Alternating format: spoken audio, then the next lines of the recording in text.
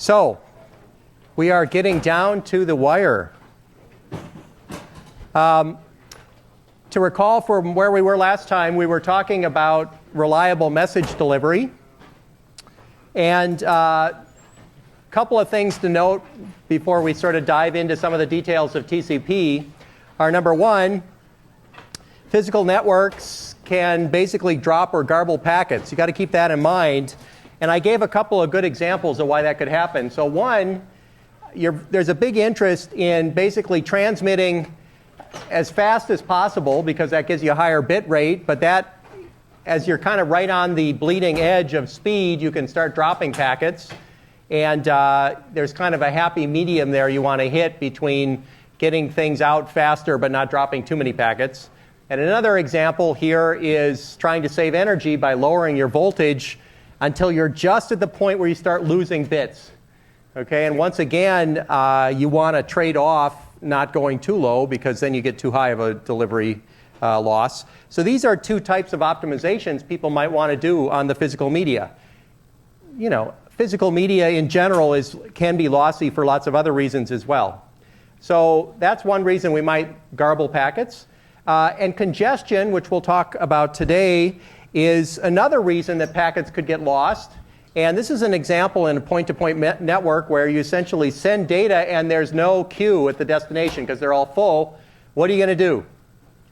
Drop the packet. Okay? And this is pretty much the standard thing that they do in TCP/IP.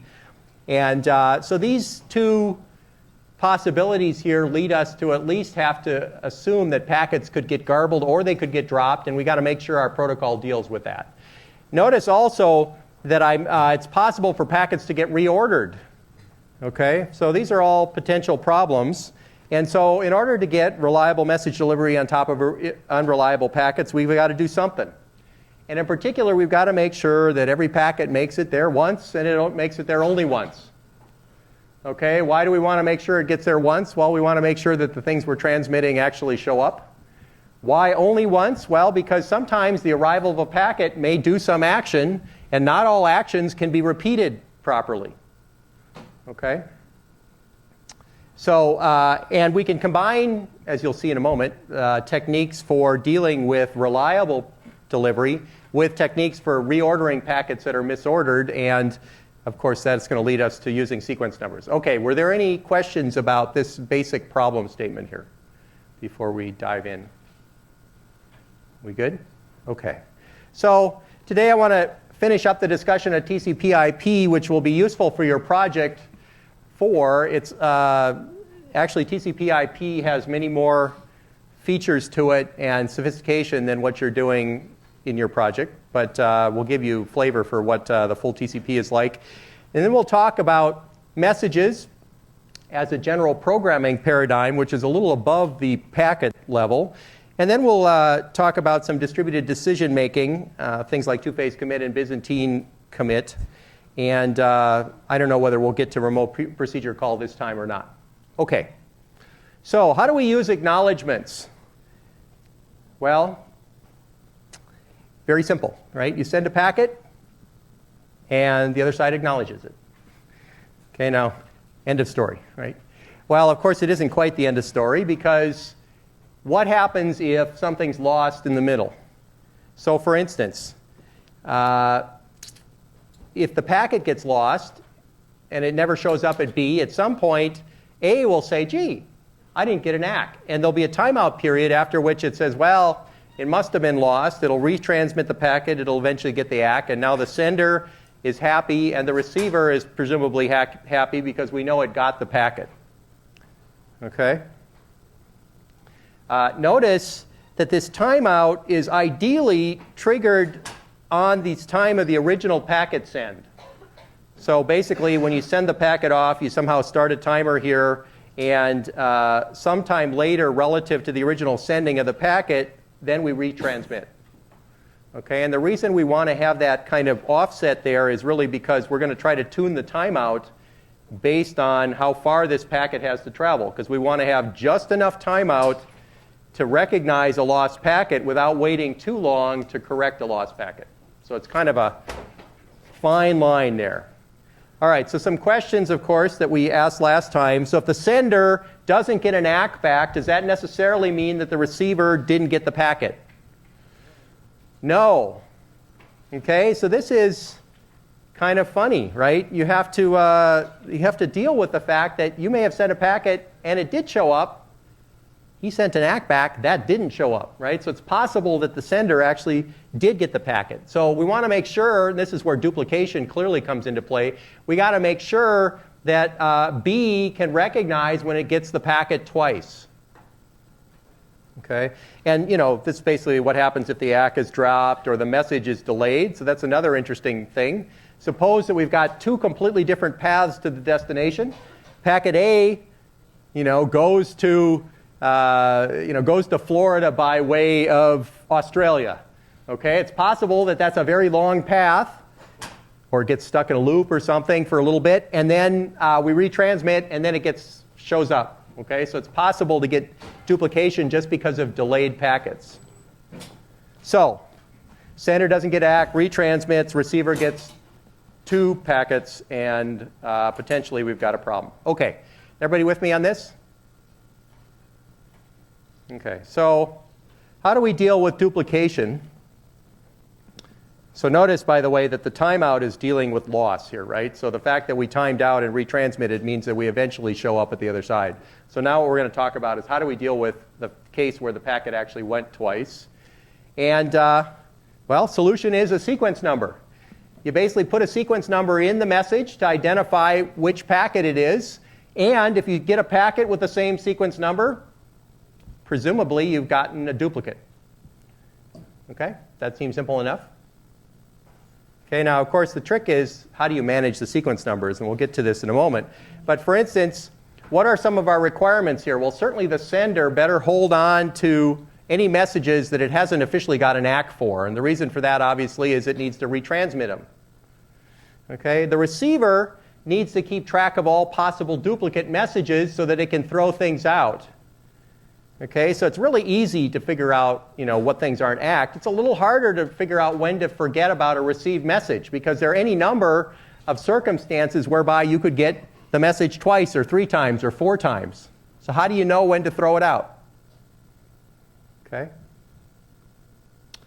So here's one possibility. So let's start simple and always start simple, and if that doesn't work, then you go complicated. So suppose we have a simple protocol with 1-bit sequence numbers.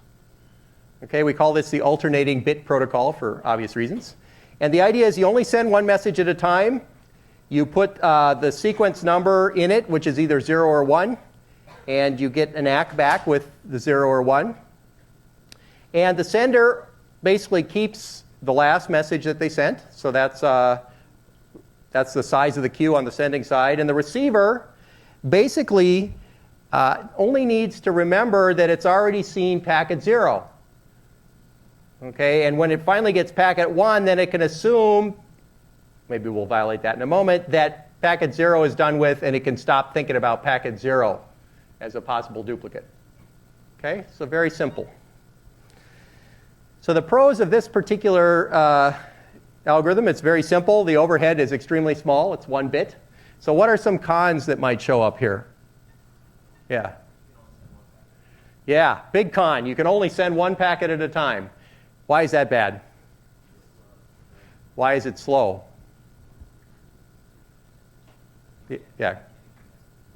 Yeah. Well, basically, you're not filling up the pipe between here and your destination, right? And so basically, every packet requires a complete round trip to be sent, and that's going to bring your bandwidth way down. So ideally, we'd like to have a lot of packets in the pipe to make up for however big the pipe is.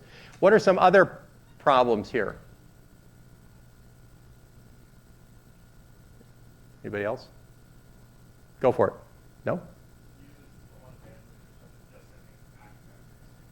Okay, so you're going to object to the amount of bandwidth to send the ACK packet. Okay, I might buy that.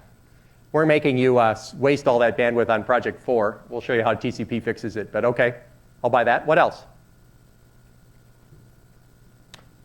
What happens if a packet is delayed? If packet 0 gets delayed for long enough, and then you eventually get back to sending packet 0 again, it's possible that an old packet 0 and a new packet 0 could look alike.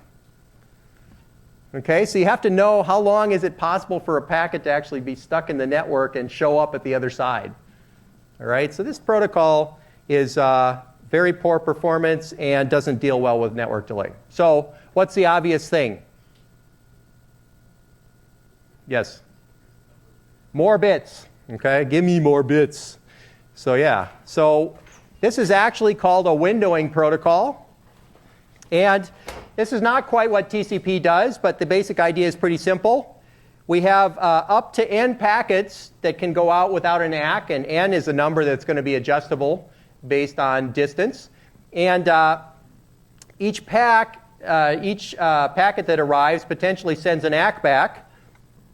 And once the ACK arrives, then you could resend a packet with that sequence number. So notice in this case, I've got basically 5 valid sequence numbers, and I start reusing them as soon as I've gone through all 5. Okay? Now, the nice thing about this is this sort of serves a dual purpose. So the first purpose is it gives me this reliability of knowing the packet's actually arrived. The second thing is it gives me ordering. So, for instance, if packet number 1 shows up before number 0, I know there's an ordering problem. And I could potentially say store 1 here and wait for 0 to show up, and then I can have both 0 and 1 sent back to the user at the receiver side. Okay? So what happens if the packet gets garbled or dropped? Well, what that really translates to is, as I just mentioned, some ACK doesn't show up. So maybe I get ACK 0 and 1, 0 and 2, 3, 4, 5, and I don't get ACK 1. Well, that tells me exactly what I have to resend, which is packet number 1 got lost. Okay? And notice that the timeout in this case is relative to when I originally sent the packet. What happens if packets arrive out of order? Well, we could throw them out. So if I ever get a 1 before a 0, I could throw it out. But in this particular simple protocol, it's very easy to tell kind of which ones I don't have, and you can actually just send it back to the sender and say, well, gee, I'm acknowledging 0, 2, 3, 4, 5. I don't have 1. You can send me just 1. Okay. So, the alternative is obviously just what I said here. You hold on to the ones you've got. You wait till the one that's missing shows up, and then you send everything in order to the receiver. What if the ACK gets garbled? Well, now we just retransmit. The nice thing about that is we know it's been retransmitted because we know we got packet 0, and we can filter it out. Okay? Now, this, if you think about it a little bit, is starting to get a little on the edge if we're reusing things right away. So in fact, ideally, we'd really like to have an even bigger sequence number space than the number of outstanding packets. Okay? Questions? Yeah. So the reusal of the sequence numbers. Yes. Right? So if the receiver acknowledges that it got, say, packet number 1, will the sequence number 1 be reused immediately? Yeah. So as I was just mentioning here, we probably want to have more bits than just the number of things outstanding, so that we don't get confused about reuse versus an old duplicate packet. So indeed, here we got ACK 0, and what we do is send out packet 6 at that point. Okay. All right. Good. Now, let's talk a little bit about, so any questions on the windowing idea? There's some clear questions you could ask here, for instance, like how do I know that there's queue space at the destination?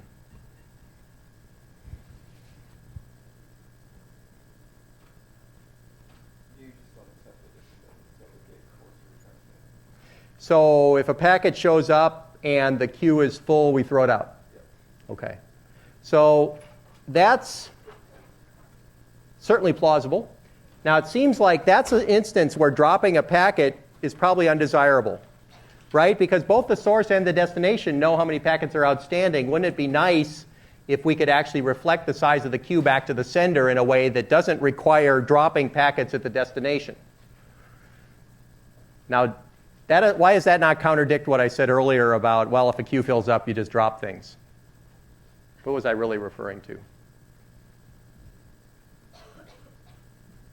Anybody see the distinction here between Source, destination, and other. What about other?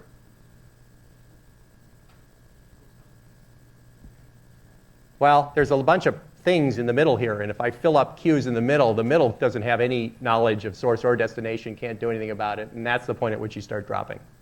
Okay, but we'd like to be able to have a protocol where source and destination kind of agree on how much queue space there is. Okay, question? Yes?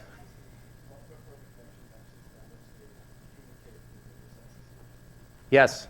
So part of the negotiation when you start up the protocol, as I'll mention in just a moment, has to do with saying how much queue space you've got. Yes? Okay. So what is TCP? So last time we talked about UDP. And all that UDP is it's like taking an IP packet and wrapping it a little bit more in a way that allows you to send from process to process. But by and large, it's still just a datagram packet. So it's a chunk of data that you send as a chunk. It arrives as a chunk, or it doesn't. It gets reordered as a chunk. TCP is a little different.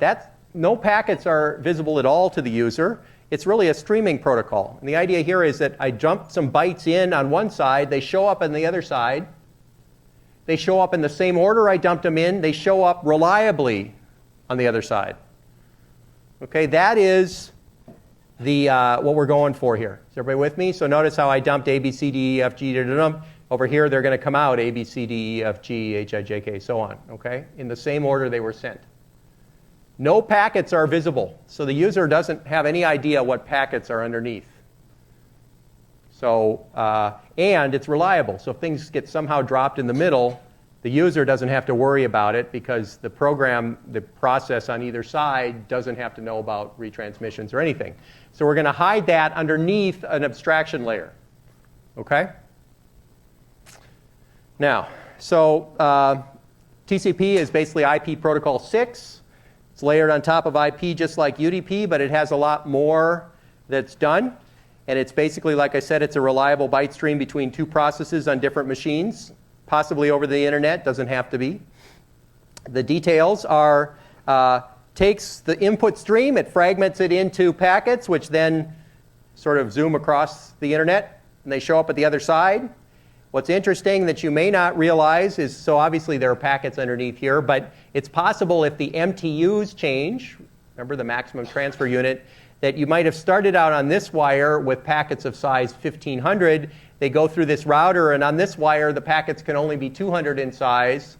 At that point, IP will actually fragment things from this router potentially, chop those big packets into small ones, and now you've got what are called fragments, which are pieces of a TCP or pieces, of an IP packet that have been chopped up by the router and typically have to be reassembled at the destination side. Question? Yes. So then, like, with the, like, if there's a problem would it, I think it's the answer to my question. But like, say the packet gets, like, a fragment of the packet gets dropped. Yes. Then, like, the whole packet would have to be resent. Right? Yeah. So if you lose a fragment of a packet, it's possible the whole packet has to get resent because the protocol at either side only knows about the original packet size. So that's one particularly good reason why you'd like to first figure out what the smallest size is and only chop into smallest size packets at the source. Okay? Yeah, question? Suppose the packet is going through like two routers with different sizes. So Yes. it fragments once and then it fragments again. Yes. So if I understand, I only have one fragment. Right? Yeah, so basically you start getting into trouble if it's fragmenting multiple times. I think it starts dropping things at that point. So basically there is a do not fragment bit which you can use to sort of sniff out a path and sort of slowly lower your sizes until you find kind of a good minimum size that makes it all the way through. But IP might decide to reroute anyway later. True. So it's all heuristics, but it does pretty well. So how do we get things to be reliably and unordered from point A to point B? Well, we're going to use a window-based acknowledgement protocol, and it's going to minimize the state at the center and the receiver in a way that I'm going to show you. The window is actually going to reflect the storage at the receiver. So we're going to keep track of how much queue space is here at the destination so that the source doesn't send more than could reliably arrive at the destination. So let me explain that a little bit more. Suppose you've got a process over here that's receiving, and all of a sudden it stops. Well, it will never be the case with a proper TCP protocol that more data will be put into the network and in flight than could be queued. Okay, so it'll actually make sure that even if the receiver stops receiving, that everything in flight will actually properly arrive and not be lost. So that's kind of the optimization it tries to do. And we want to make sure that the total amount of data that's in the network reflects how much data could be in the network. So we want to actually pick our window size based on latency. Okay. And then automatically retransmit lost packets. And finally, if it turns out that one of these routers is badly congested, because many things are transmitting here, then what we want to make sure we do is slow down automatically so the router is not overloaded. That's called congestion management. And this is why when I say TCP is a good citizen, it's a good citizen because it tries to make sure that nobody is dropping packets from being overloaded. Okay, so if this router is only being used by one stream, you get one speed, and as other things start using this router, things will slow down, and your stream will automatically slow down to match the bandwidth of the router. Okay? That's called being a good citizen. How do you get that number? Well, it turns out what you can find out is you want to have an amount of data outstanding that's just at the point below where you stop dropping packets. And so it kind of automatically adjusts the window size based on packet dropping. Okay? And it turns out that the way the TCP protocol works, it'll also open the window up when the router starts becoming uncongested. So it's automatically monitoring the loss. OK, so how does this work? So on the sender side, we have sequence numbers. OK, now these sequence numbers are representing bytes, OK, not packets. So that's a first major change from what I showed you earlier. TCP sequence numbers are about bytes, not packets. So what we can say is, think of the data that's going from source to destination as this continuous byte stream, and every byte has got a sequence number associated with it. And now we can divide the sequence numbers into three phases. Kind of those who have been sent and acknowledged, those bytes that we sent and acknowledged, those that have been sent but not acknowledged, and those that have not yet been sent. Okay, so that's three different regions of sequence number space.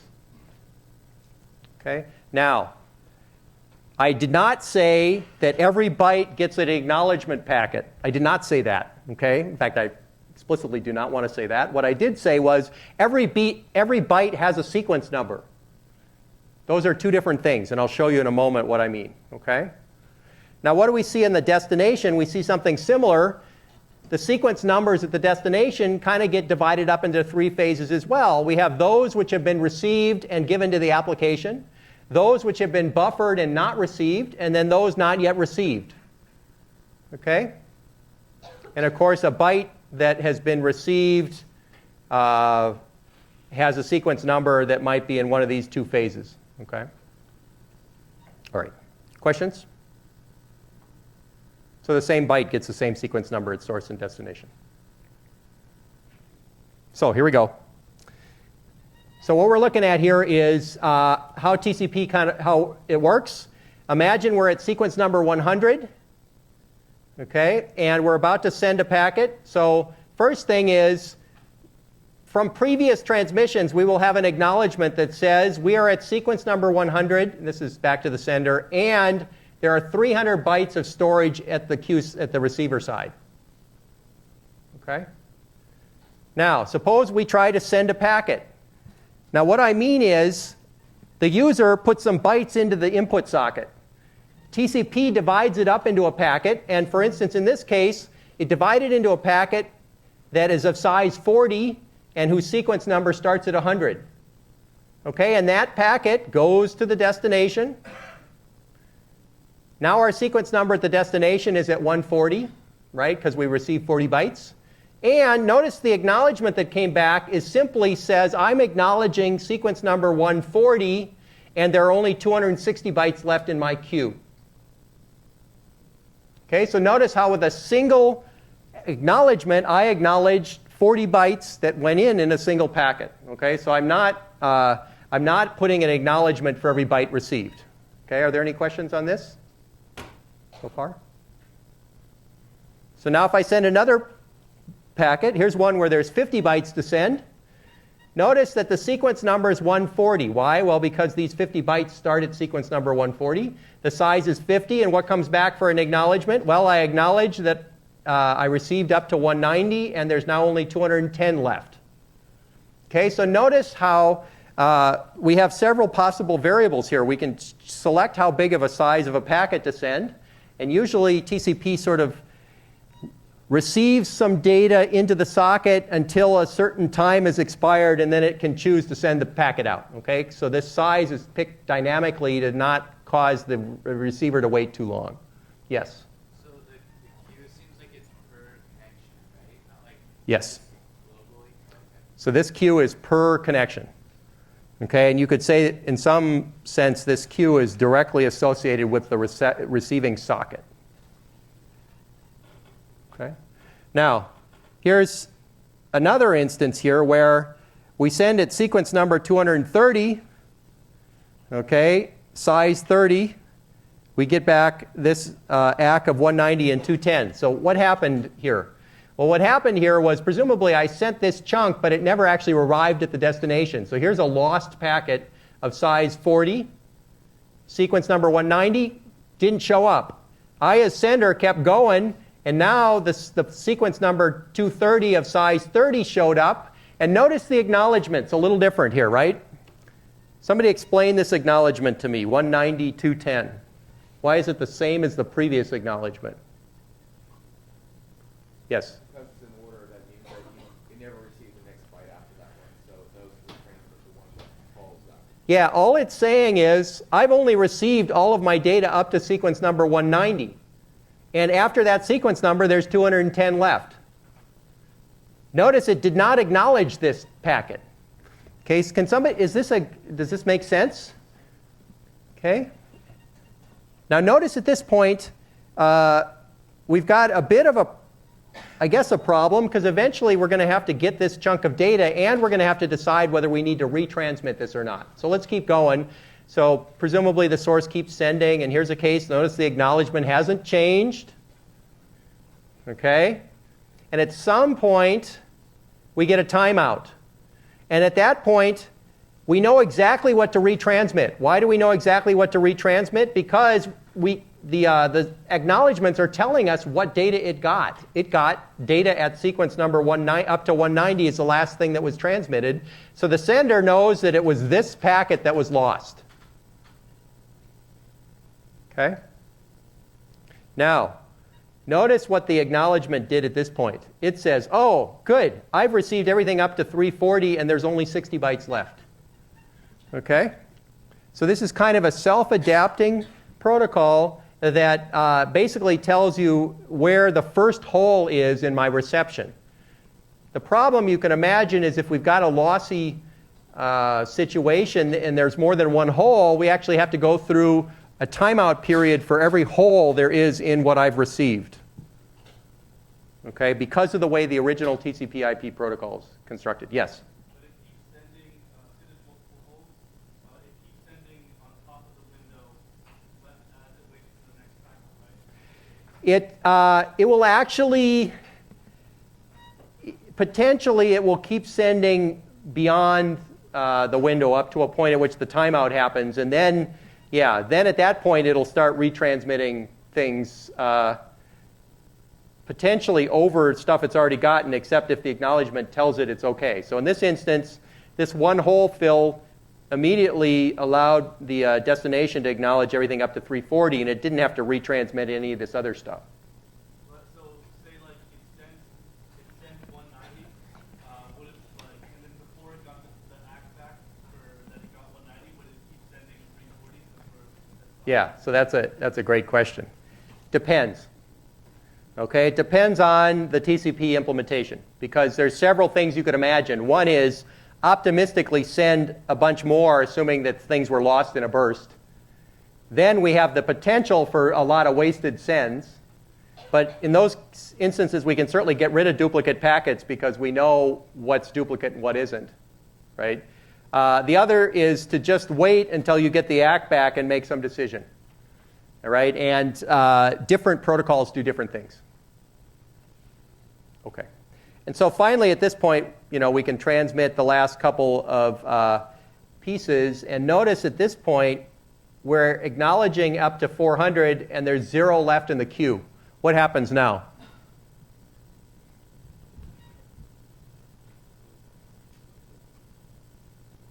What happens? Anybody? Can we send any more data? Why not? Buffer is full at the receiver. This is a case where the window is completely shut down and we will not send any more. Okay, now how do we start opening the window? Well, at that point, the receiver, the process that's receiving, has to start sucking things out.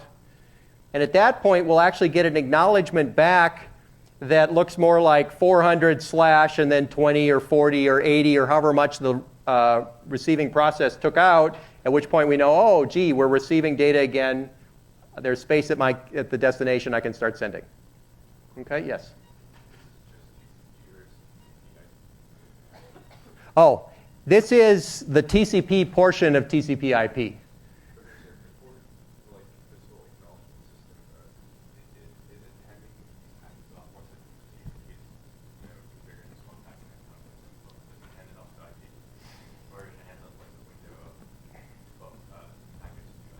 So the question is, does the TCP layer hand packets off to IP one at a time or in groups? So again, depends a lot on implementation. Because think of IP and TCP are different layers in the stack, right? So IP is layer 2, it's the network layer. TCP is a higher layer, layer 3. And in that instance, the software can explicitly reflect the layering, in which case the TCP is handling packets one at a time to IP, which is then doing something with them. Or it can be sort of squashed together for more efficiency in some implementations, and that's totally dependent on software.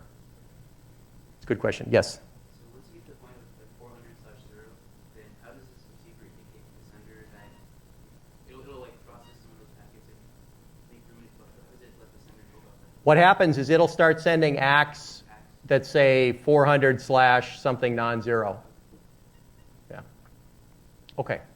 So this is why, by the way, you can use TCP to do something like telnet into something, which I told you guys never to do, or SSH into something, and you type one at a time, and each character, can go to the other side. Or if you send a lot of characters, it doesn't matter whether the buffer fills up or not, because this system will explicitly make sure that every datum that goes in can be received at the other side and will be received at the other side. So it's a pretty good protocol. Question? Yes. So what you said, answers this question. Are you saying that you could have potentially more acknowledged than requests? Yes. So you can have acknowledgements afterwards, and let me just show you why. I'll show you why that is in just a second.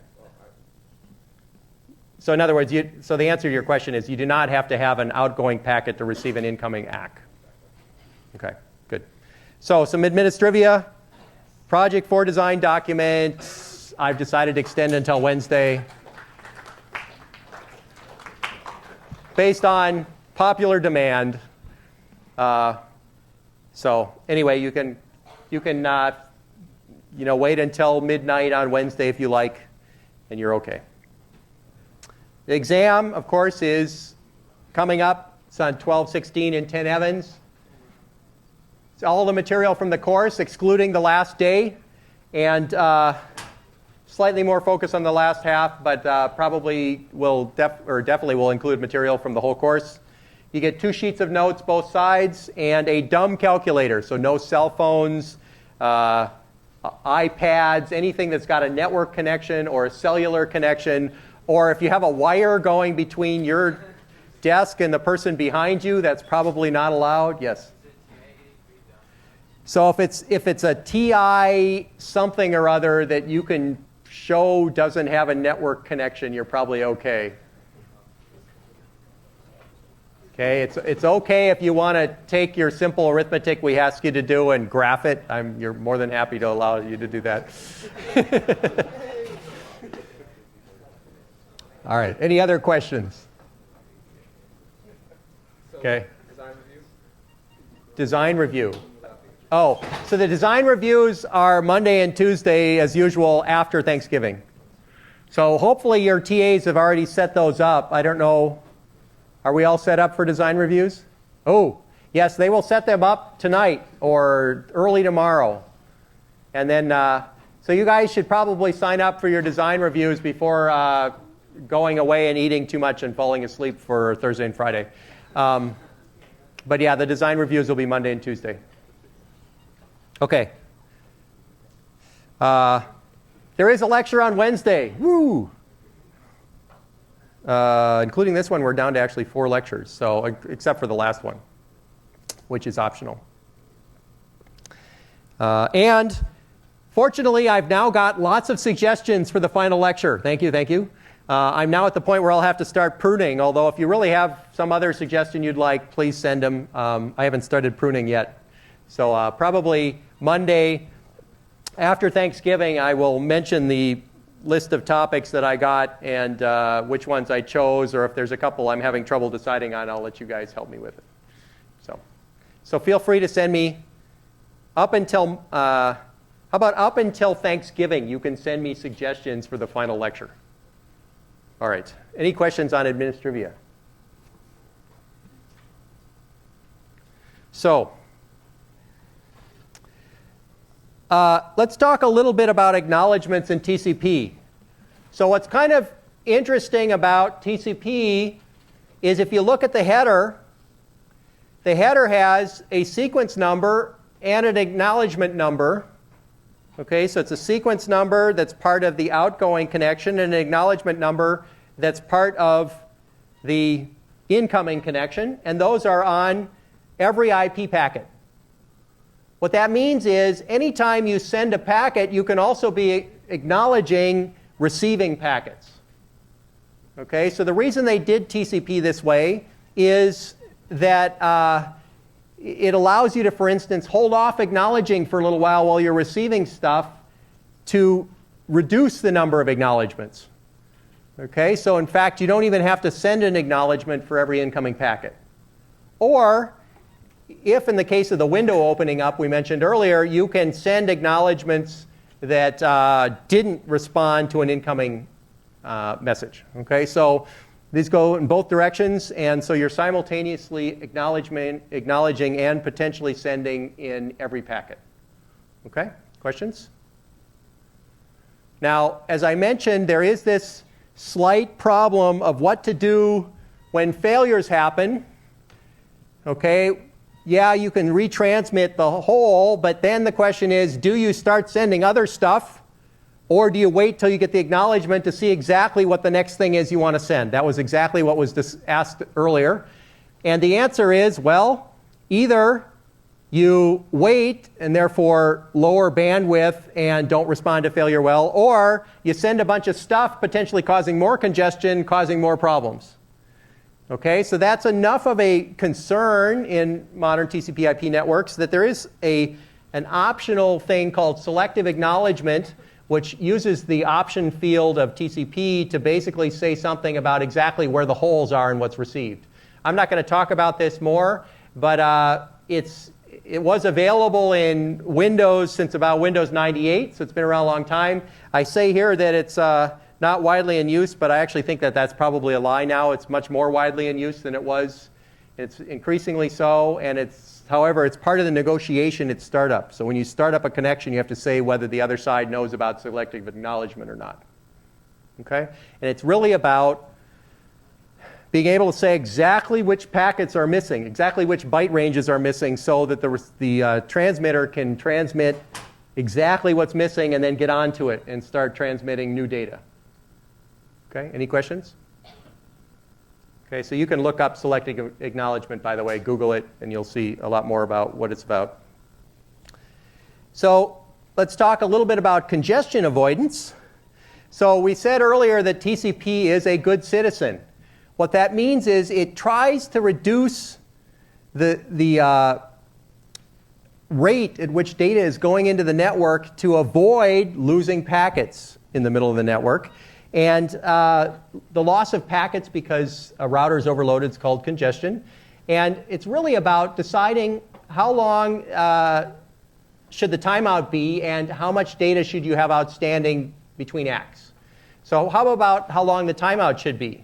Well, if it's too long, you actually end up wasting time if the message is lost. So if you wait 2 days to retransmit, then clearly the moment you hit a hole because the packet was lost, now you wait 2 days and then you retransmit. So clearly a long timeout is a very bad idea. Okay. On the other hand, a short timeout is also a really bad idea because if you send a packet off and it hasn't even made it to the destination and there hasn't been any chance for the act to get back, and then you retransmit, what have you just done? Well, you've sent 2 packets or 4 packets and you've increased congestion and increased the chance that you're going to lose packets in the network. So setting this timeout to be just right is a very important thing. It's very important to the performance of TCP. Okay. Can anybody tell me how you might figure out what a good timeout is? Yeah. Proportional to the number of hops in the queue. Okay, you might try to compute the number of hops. Okay, what else? Proportional to the round trip time. Yeah, probably more proportional to the round trip time would be better than the number of hops because you don't really know how long each hop is.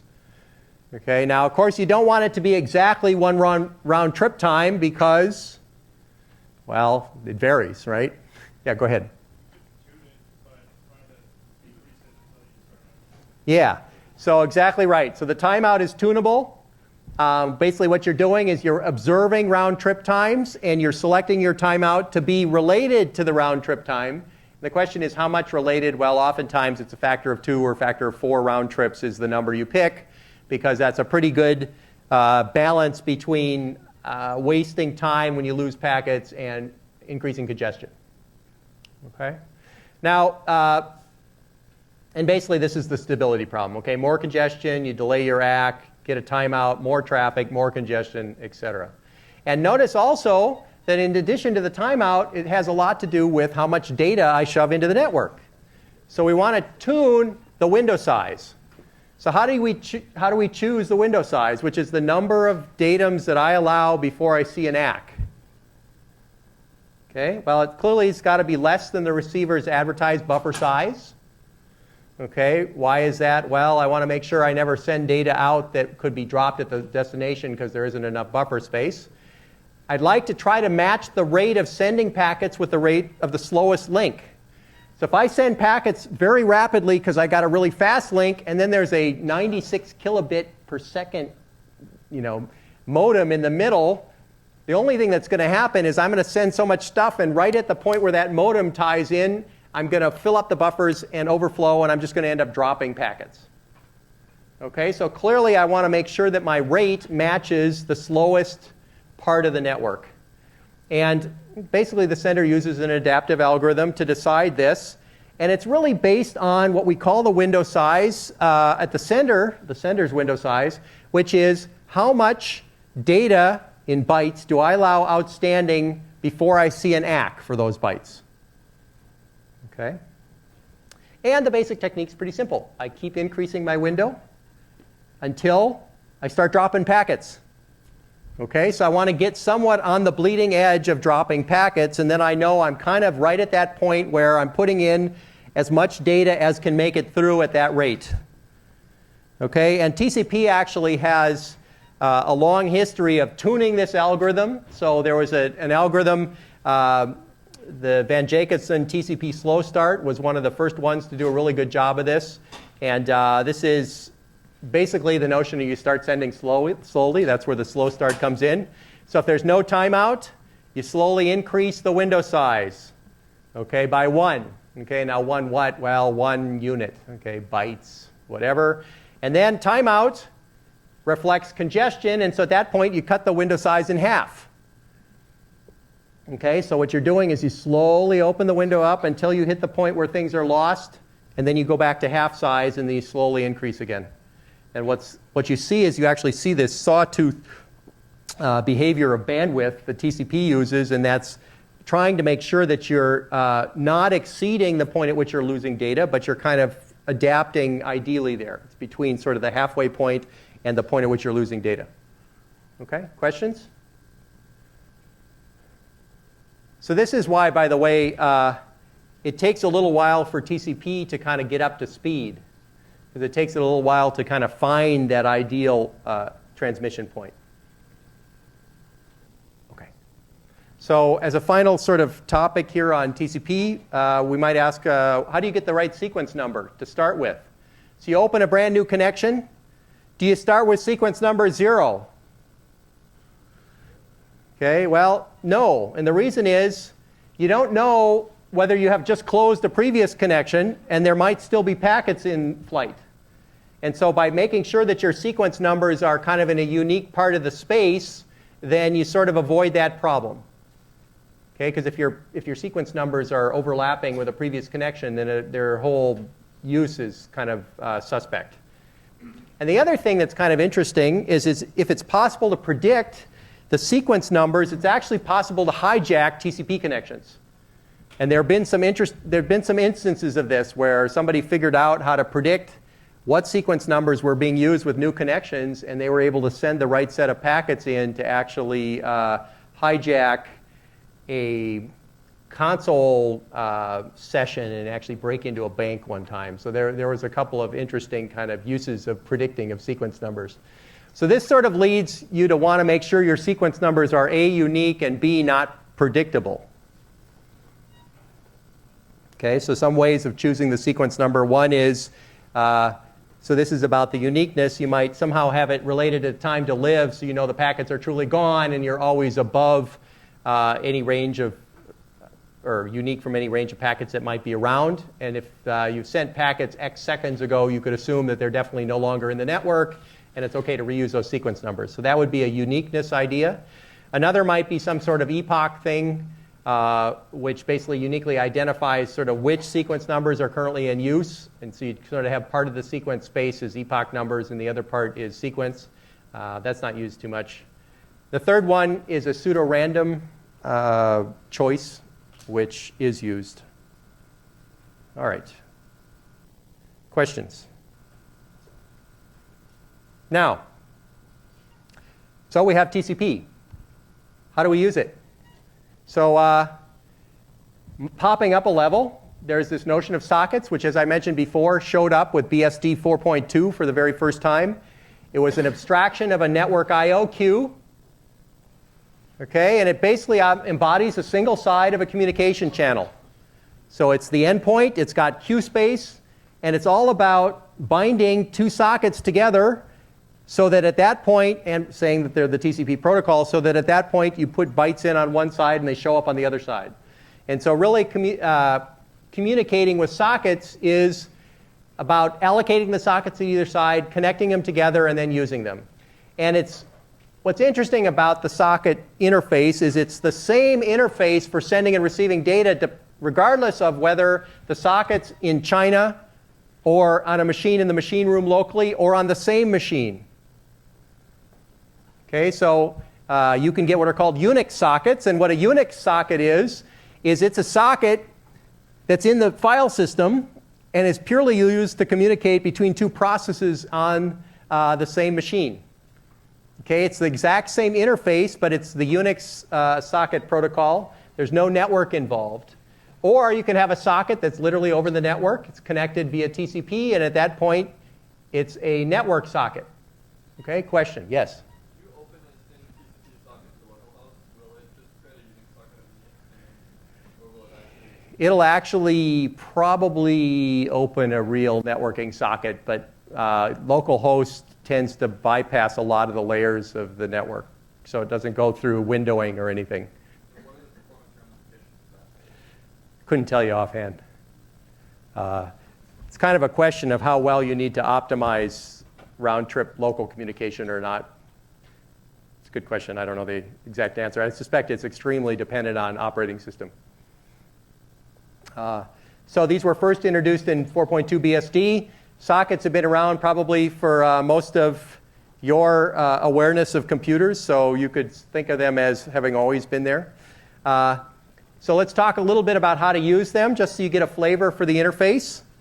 So let's suppose we're building a client-server scenario where we've got a server, which is a web server on one side, and we've got a client, and it's going to connect. So what's the server do? Well, the server sets up what's called a server socket, where it creates the socket. There's actually a system called to create your socket. It binds it to the TCP protocol, gives it a local address and port. Okay, where local address now is, say, the local IP address and port of the server, and port is a well-known port number like 80 for the web server. It calls the listen system call, which basically tells the server socket to start accepting incoming requests. And then it basically, in a loop, performs multiple accept calls. And an accept call, unlike what you have to do for Project 4, an accept call in Unix is actually blocking. And so the server can go to sleep on accept, and it'll only wake up when there's a new connection for it. Okay? And each successful accept returns a new socket. So basically, you set up the web server socket, and every incoming connection will generate a new socket and hand it up via an accept call, and the web server can choose to either fork that off as a separate process or thread or do whatever it wants to with it, but it's a separate connection. The client side is pretty easy. It creates a socket, binds the protocol, TCP, the remote address and port, which presumably match the address and port of the server, performs a connect, and that will actually cause the connection to get set up. And when the connect is successful, then we have two sockets and we can communicate. Okay? Now that's a lot of words. I can show you a picture here, which probably helps a little. The things to remember are a connection has 5 values to it. It's a 5-tuple. It's a client address and port, a server address and port, and a protocol. That together is a unique connection. The client port is often randomly chosen, okay, done by the operating system when you set up a client socket. The server port is usually well known, like 80 for the web server or 443 for secure web, etc., 25 for send mail. And the well-known ports are in the range 0 to 1023. It's just the way it is. And so here is a picture. So notice that the server socket got set up originally, and it's kind of a funny socket. You never actually communicate through the server socket. All it is it serves as a setup point for incoming connections. That server socket is sitting there when a client socket sets up and requests a connection. And at that point, the server socket will return from accept with a brand new socket whose sole job is to be the endpoint connected with this new connection. And every incoming web client causes this to happen. So there'll be a brand new socket created on the server for every incoming connection. Okay? And then once we've got the 2 green sockets, we just communicate both directions, TCP. Question? Yes? So is the new socket on the server like just a randomly generated port also? Or? No. The socket on the server actually has the same port and IP address as the server socket. But notice that it's connected to this other end. So as a connection, it's got this unique 5-tuple. Okay? So a socket by itself that's not connected to something doesn't necessarily mean something, except for a server socket, which can kind of sit there and wait for requests to come in. There was another question? No? Okay. Does this make sense to everybody? Question? Yes? Okay, never mind. Okay. Now Java makes it really easy to set up sockets. So if you were programming using a C or C++ interface, there's a lot of steps I said here. So you create the server socket, you got to bind an address to it, you got to call listen, which effectively causes it to wait. Then you do a bunch of accept calls, and each accept call returns you a new socket on the server side. In Java, they've actually set some of that up for you. So for instance, the server code looks something like this. New server socket gives it the port 6013. Implied in this, of course, is the address is the local address. Okay? That returns a server socket, SOC. And now, this also, as a part of creating the new server socket, also calls listen. So basically, a lot of those steps I gave you on that 2 slides ago are all done by this one creation operation where you say, create me a new server on socket 6013. Okay, and it automatically binds the local address, this port, calls listen, and we're ready to go. And now, in a loop, all we have to do is this. We say, execute socket.accept, sock.accept. This is blocking until somebody has actually tried to set up a connection, at which point I get a brand new socket out of this. And then I can do like this. I can sort of wrap a print writer around it, whatever. I can print to it. And I can close it, and I can loop back and get a new socket. Okay, very simple. Now the problem with this server is what? What's kind of brain dead about the server I just put together here? Yeah. Drops are connection, so you have to call connect again. Well, let's say that dropping the connection's okay because I've done what I've had to do. Yeah. It only handles one connection at a time. So if we really wanted to, if this operation were complicated, like a web server operation or something, what we'd really want to be doing is either taking these sockets and putting them on a queue where a thread pool is busy pulling things off, or we could fork off a new process for every incoming connection, although that's a little expensive. But you can see how we could put parallelism in this by letting lots of things act on the socket once it's accepted. Yes? Yes.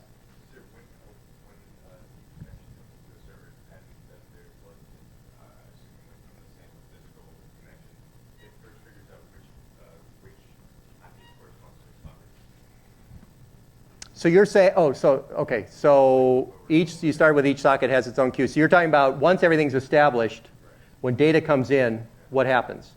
Yes. So what happens there is the TCP/IP layer looks at the 5-tuple of an incoming packet, and it says, oh, I know that goes to this socket or that socket or that socket. Okay, and then that data then gives that socket. And it goes to the queue of that particular socket. Yes. Yes. That's exactly right, to decide whether to drop it and also what to do after that. Probably wouldn't drop it, though, hopefully, because of the mechanisms we said earlier. Okay? So yeah, so that demultiplexing layer is, in fact, an expensive part of TCP/IP because it's got to look at the header and decide sort of which socket an incoming packet goes to. Yeah, everything can have a queue. It's a question of how fast you can do it. But in principle, all you're really doing is taking incoming packets that are part of established sockets, sorting them by their 5-tuple, sending them to the right socket endpoint, and then they're getting queued there. And that's the trick is to do that as fast as possible. So let me just show you the client side of this. Here, we actually have to say what the IP address is as well as the port, because this is presumably a remote IP address from the client. Here's the same port. Okay? We get a brand new socket. At this point, we can wrap input stream readers, whatever, around them. We can read line them. We can print out the result, the standard out, and then close our socket. And effectively, what we've done is once we've set this server up, then we can run a bunch of these clients, and they'll all get back, here is data sent to the client. Okay? So it's kind of a boring example, but it gives you all the pieces required for this communication. Okay? Questions? All right, so let's take a break. We're running a little bit late, and come back.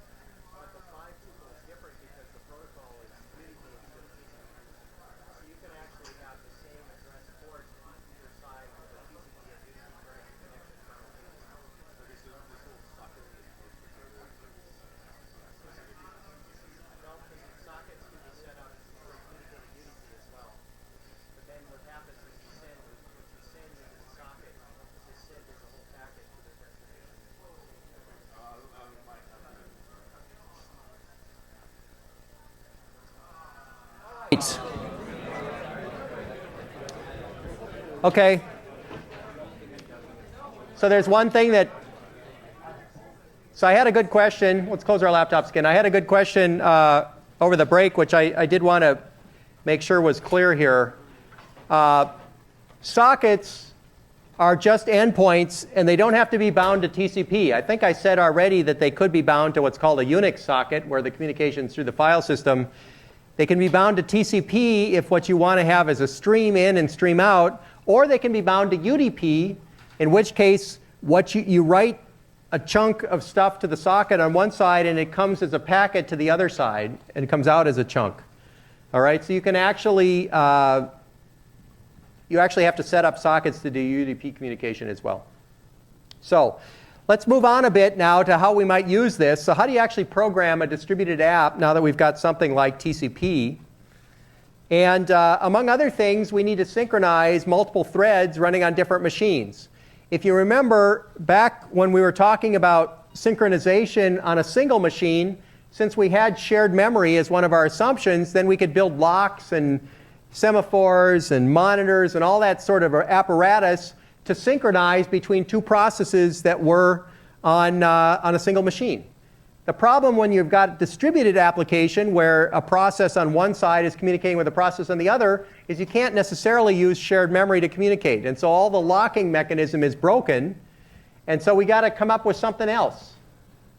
Now, fortunately, messaging kind of gives us the ability to build that something else pretty easily, which is a packet or a message. I'm not going to use the word packet. Sent from one side can arrive at the other side, and it simultaneously has data and is a synchronization with it because it says, hi, I'm here, here's the data. Okay, so you can actually build algorithms that are distributed in nature that make use of the atomic send-receive of messages and sort of use that to build synchronization primitives and communication primitives and so on. Now, so the messages are already atomic. There's never the case that part of a message is received or not received at all. And how can I say that? Well, because we're building this on top of, say, TCP. So I'm talking a layer higher than TCP now. Okay.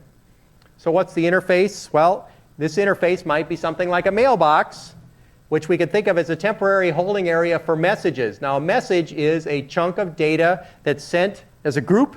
It includes, in the case of a mailbox, you could say it might include both destination and queue. Okay? And so there'd be a mailbox at this destination side. And when I send to that mailbox, I'm sending to a particular mailbox and a particular queue. So the interface might be this: send message to a given mailbox. Now, given what I told you about TCP/IP just a moment ago, how do I describe a typical mailbox in a TCP/IP scenario? What do I need for information? Now remember, I'm just sending to a mailbox, so I know there are people that want to say the 5-tuple, but you don't need the whole 5-tuple to say send to a destination mailbox. What might it be? Yes? Yeah, a destination address and a port, where the assumption is because we're doing messaging, probably the TCP is assumed, and we pick a random port at the source side and so on. So basically a mailbox is really just an IP address and a port, maybe in this case. Okay? And receive would be something like, here's a buffer received from this local mailbox. And this could be blocking, or it could be non-blocking. If it's blocking, potentially you don't return until there's a message there. If it's non-blocking, maybe you return and say there's no message. Okay, so this is a very simple interface we can build right on top of TCP. And then what could we do with it? Well, we could start building distributed applications with it. Okay? So we might ask some semantic questions like, should send return right away? Okay, so basically the message is buffered locally and then send returns. Or should it wait until the receiver process actually absorbs the message? Okay, those are two completely different types of semantics we could ask for. Does everybody see the difference? One is send, oh, yep, I had queue space locally, I'm done. That's quick, but you have no idea, A, whether it makes it to the remote machine before it crashes, or B, whether it makes it to the remote machine and then up to the process that's talking. Okay? So we could have some possibly different semantics here. So what about this? So the two questions we're really asking is, when can the sender be sure the receiver actually received the message, and when can the sender reuse the message, or reuse the memory containing the message? And so these are questions we can ask depending on what our send and receive are. But mailbox ultimately provides a one-way communication from some thread to some other thread with a buffer in between. Very similar, you could actually say, to what we had with producer-consumer, where send was sort of a V operation, receive was a P operation. And in this case, we don't really know whether the sender and receiver are local or not. So by putting a network abstraction underneath us and building on top of that, we can truly get location independence. And when we talk about remote procedure calls, which I don't think we'll get to until next time, and distributed file systems and so on, we really don't know whether we're talking to something locally or remotely, and maybe it doesn't matter other than a latency factor. Okay, whereas when we were really, dealing with synchronization earlier in the term, we knew it was local, because that was the only option. So, using send and receive for producer-consumer style. Remember, we did this producer-consumer with the Coke machine example. So here, we might do something like this. While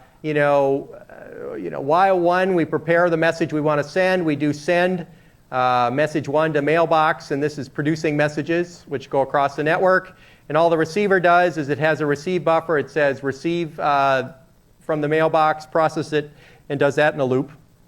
And this is self-synchronizing because, why? Well, because the messages get sent exactly once because of TCP semantics, for instance. If there's no space because the buffers are full at the receiver, the sender will stop. Okay, remember how we set up TCP to stop? And so this is a self-synchronizing producer-consumer that goes across the network. Okay, and so there's really no need for the producer or consumer to keep track of the space in the mailbox, because that's really handled underneath by TCP/IP, or you could say it's handled by the send and receive abstractions. Okay, questions? Now, what if we want to do two-way communication? Well, we need two mailboxes, one on either side. Okay, and for instance, here's an example. This is called client-server, in case you're not familiar with it. Here's an example of a file service. So on the client, we sort of send a read request to the server mailbox, and then we receive from our local client mailbox a response. This is really saying read the file rutabaga, and I get the response back. And gee, this is very simple, just using my send and my receive primitives to do that. Now, presumably, I've set up these server and client mailboxes in advance to make this work. And what's the server do? It basically receives the next command, possibly with a blocking receive. It decodes it, reads the file into the answer, sends the answer back, and we're good to go. And there you go. There's a distributed file system. Okay, now there's a few more details, which we'll have to talk about next time, but you get the idea. Okay, very simple, synchronized producer-consumer application. Okay, questions? Yes? Does the send and receive share the same socket? So, doesn't have to. The question is, does send and receive share the same socket? So at this level of abstraction, perhaps I don't tell you that. Maybe at a lower level of abstraction, we would cache socket connections with the other side for efficiency reasons, but at the level of programming it sends and receives, you don't really care. Okay. And when we get to remote procedure calls, there isn't even a question about sockets anymore. I mean, it's literally you're making a procedure call and it happens to get ferreted off to the other side, comes back, and it works. Okay, and so there you really don't know whether sockets are there, how they're used. Okay. So let's talk about some interesting messaging things to leave you thinking for tonight. So first of all, let's talk about the generals paradox. Okay, so the constraints of the problem are the following. Two generals, they're on separate mountains. They can only communicate via messengers, which are effectively messages. And the problem is messengers can get captured. Okay? Now, problem, need to coordinate the attack. If they attack at different times, they die. If they attack at the same time, perhaps they live, okay? Now, of course, this is named after Custer, okay, who died at Little Bighorn because he arrived a couple days too early. Okay, now, this is no endorsement of Custer, by the way. This is just where this comes from. So, what's the paradox? So, can messages over an unreliable network be used to guarantee that two entities do something simultaneously? What do you think? How many people think yes? Okay, how many people think no? How many people don't know? Okay, the answer is actually no. And the key word here is simultaneously. The important point here is time. Okay? So, and it's true even if all the messages get through. And the reason it can't be done even if all the messages get through is because you need to assume the possibility that a message didn't get through. Okay, now let me give you a good example. Dun, da, da, da. Oh, 11 okay? Is 11 a.m. okay? Yeah, 11 works. So, 11 is it? Okay, yeah, but what if this one's lost? Okay, so the problem is, at no point do both of them know for sure that they both agreed to go. Right? Because this one asked about 11. He says 11 works. But at that point, he doesn't know that his message about 11 worked, so he's got to wait to hear from this guy. And he says, yeah, I did get your message about 11, but now he's not sure that his, yeah, I got it, worked. So you got to wait for this one to send back and so on. So you can see the paradox here. Okay? And the problem is that we're trying to agree about an exact time, not to agree that we're going to do it eventually. Now, of course, modern technology would use a radio, which kind of leads to very efficient communication very rapidly. Okay? But assuming we're stuck with messages, then this is a paradox. So, no way to be sure the last message gets through. So what can we be sure of? And the answer is, well, we can be sure that something will happen eventually. And this leads to the notion of two-phase commit. How many people have run into two-phase commit before? Anybody? A couple of you? Okay, so the idea is the following. We can't solve the general's paradox, and so we're going to solve a related problem which says two machines agree to do something or not to do it atomically. Okay, and what it means to agree to do something is that they will eventually do it. And two-phase commit protocol has been set up exactly to do this. And the idea is we use a persistent stable log at both sides to keep track of whether the commit has happened. And then if a machine crashes, it can come back up and check the log to see whether it can recover the state of the world after the time of the crash to make sure that if it made a promise to do something, that it will do it. And if somebody else made sure that nobody does it, that nobody does it by accident, okay? And so there's two phases, surprisingly, given it's called two-phase commit. The first phase is the prepare phase. And here the global coordinator requests that all participants promise to commit or to abort. So participants basically put a little mark in their log saying that there was this request, and then they acknowledge. Okay, their little mark in the log is whether they decided that they're going to say yes or no. So then they acknowledge. If anybody votes to abort, the coordinator writes abort in its log, tells everyone to abort, and nobody does anything. On the other hand, after all the participants respond with yes to commit, notice at the point that the coordinator gets a yes from everybody, they have all written in their logs that they've promised to do it. And therefore, if anybody crashes before actually doing it, they still know they promised. Okay, and what happens here is that the coordinator writes commit, which effectively says, I received commit from everyone, and then it tells all the nodes to commit. And they will eventually acknowledge, and we're good to go. And the point is, these logs, if you do it correctly, can be used to reconstruct the state of the system such that everybody either agrees and does it or disagrees and doesn't do it.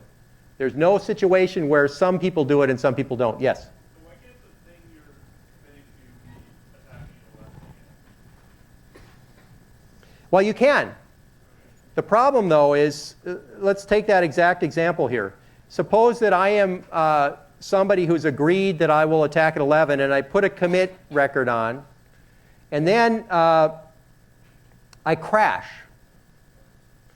Right? The problem is that I can eventually do it, but it may be that I only come up after 11 a.m.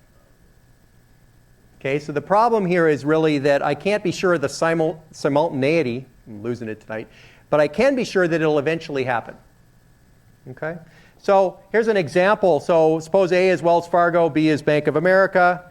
Phase 1 is the prepare phase, where A writes begin transaction to its log. A sends to B saying, is it okay to transfer funds? B maybe says no, in which case A writes abort to its log. If there are enough funds, B says yes and puts a promise to commit to the log and says, okay, I can commit. Phase 2, A decides for both whether they will commit or not. Okay, basically based on the information, writes a new balance to the log and the word commit. And then it tells B to commit. And it waits for an ACK and eventually gets commit, got commit back after the ACK. So we can go through this, and I don't want to do this extensively, but you can cause a crash at any point in this process, and you won't violate this notion that people either all do it or nobody does it. Okay, so for instance, if B crashes at the beginning, basically it wakes up and does nothing. A times out, aborts and retries, so nothing was done. A crashes at the beginning of phase 2. It might wake up. Notice there's a transaction in progress. Send B to an abort. B crashed at the beginning of phase 2. B comes up, looks at the log, sees that it had already promised to commit. When it gets A's commit, then it will. Okay, so basically you can work through a bunch of scenarios, but what's nice about this is it has that atomic property to it. Now, we can think of two-phase commit as, in general, a case of distributed decision making, and the question is, why is this useful? Well, one reason is fault tolerance. If they all agree, then it's good. If people don't agree, then it's bad. Okay? So you can have a group of machines coming to a decision even if one or more of them fail during the process. And this is why people are interested in distributed decision making. And the simple failure mode that they typically talk about is fail stop, where somebody who fails doesn't do something arbitrarily complicated. Okay? And after the decision's made, the result is recorded in multiple places, and so you don't lose the fact that you decided to do something. Okay? Now, two-phase commit is very simple and primitive. So an undesirable feature of two-phase commit is blocking, which basically, for instance, you could go through this scenario where B says prepared to commit, and then A crashes, and B can't come up because it's already said it will commit, but it's got to wait for A to tell it to commit before anything can go forward. And so B is stuck on A. Okay, and two-phase commit basically can be completely held up if one of the machines is in a transient dead state. And so there is, of course, three-phase commit, which has one more phase and basically can deal with somebody not being currently online. Okay. So what we'll talk about next time is a more interesting problem, to me at least, which is if we're talking about nodes crashing and coming back up, that's maybe a bug, but it's not malicious. What's more interesting is what if you have one or two or more of the nodes are actually trying to maliciously mess up the scenario? And then when you go through a protocol and you try to say, well, suppose that half of the nodes or some fraction of the nodes are actually malicious, can they cause the group to do something that is incorrect? That's the notion of maliciousness. And we'll talk about the Byzantine generals problem next time, which is a way of solving this where as long as less than a third of the nodes are malicious, you can actually come to a good decision, even if they do their best to screw the protocol up. All right, so in conclusion, we've been talking about TCP, which is a reliable byte stream between two processes on different machines over the internet. Okay? Uses Windows-based acknowledgement protocol, congestion avoidance, dynamically adapts sender window to account for congestion. We talked about two-phase commit, which is a distributed decision making. We're going to talk about the Byzantine generals problem next time, which is a distributed decision-making process which works even when you have nodes that are malicious, which is quite interesting. So you have a good couple of days. I guess before I see you next time, you won't have to have turned your project design docs in. So breathe a little more easily. Talk to you later.